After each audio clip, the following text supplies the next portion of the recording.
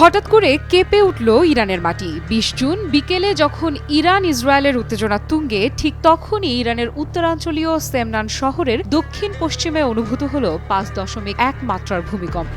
গভীরতা মাত্র ১০ কিলোমিটার, অর্থাৎ ভূত্বকের একেবারে কাছাকাছি। ভূমিকম্প এমনভাবে কেঁপেছে যে রাজধানী তেহরান পর্যন্ত অনুভব করেছে তার কম্পন। কিন্তু এখানেই তো প্রশ্ন শেষ হয় না।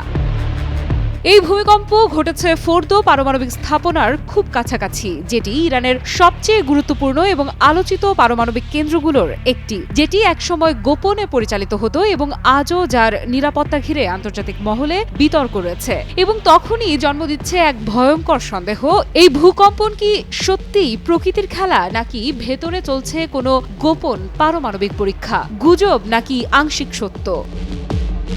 সামাজিক যোগাযোগ মাধ্যমে ইতোমধ্যে ছড়িয়ে পড়েছে বহু তথ্য ও সন্দেহ। একজন প্রভাবশালী ইরানি ব্লগার টেলিগ্রামে দাবি করেছেন ইসলামিক রেভলিউশনারি গার্ড ক্রপস হয়তো পারমাণবিক প্রযুক্তি বা বিস্ফোরণ নিয়ে কোনো গোপন পরীক্ষা চালাচ্ছিল, যার কারণে এই ভূমিকম্প সৃষ্টি হয়েছে। অবশ্য এই দাবি এখনো পর্যন্ত কোনো স্বীকৃত আন্তর্জাতিক বা সরকারি উৎস নিশ্চিত করেনি। ইরানের রাষ্ট্রীয় সংবাদ মাধ্যমগুলো ভূমিকম্পের খবর প্রকাশ করলেও সেই পরীক্ষা নিয়ে একেবারেই চুপ। এমনকি ভূমিকম্পের মাত্রা নিয়েও বিভ্রান্তি রয়েছে। কেউ বলছে ৫.১, কেউ বলছে ৫.২, কেউ বা ৫.৫। কিন্তু এই অস্বাভাবিক বিভ্রান্তি আরও বাড়িয়ে দিচ্ছে জনমনের সন্দেহ।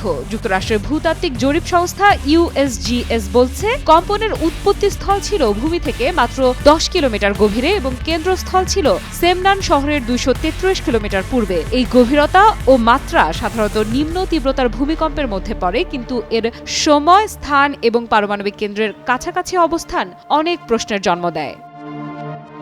যখন ভূমিকম্প হয় তখনই আরেকটি খবর এসেছে, ইসরায়েল হামলা চালিয়েছে ইরানের দক্ষিণ পশ্চিমাঞ্চলে, যেখানে একটি বিমান প্রতিরক্ষা স্থাপনা ছিল। ওয়াইনেট নিউজ জানিয়েছে মাগার নামের সেই স্থাপনাটি আক্রমণের শিকার হয়। অর্থাৎ একদিকে ভূমিকম্প, অন্যদিকে ক্ষেপণাস্ত্র হামলা। দুইটি ঘটনাই ঘটে একই দিনে কয়েক ঘন্টার ব্যবধানে। প্রসঙ্গত, আন্তর্জাতিক ইতিহাস বলছে পারমাণবিক পরীক্ষার ফলে ভূমিকম্পের মতো কম্পন তৈরি হওয়া নতুন কিছু নয়। উত্তর কোরিয়া, পাকিস্তান, এমনকি সোভিয়েত ইউনিয়ন অনেক সময়েই গোপন পরীক্ষার ফলে কম্পন হয়েছিল, যেগুলো পরবর্তীতে উপগ্রহের মাধ্যমে শনাক্ত হয়েছিল। ফোর্দোর মতো স্থাপনা ইরানে যদি সক্রিয় থাকে এবং যুদ্ধকালীন সময়ে নতুন প্রযুক্তি পরীক্ষা হয়ে থাকে, তাহলে এই ধরনের ভূকম্পন অস্বাভাবিক নয়।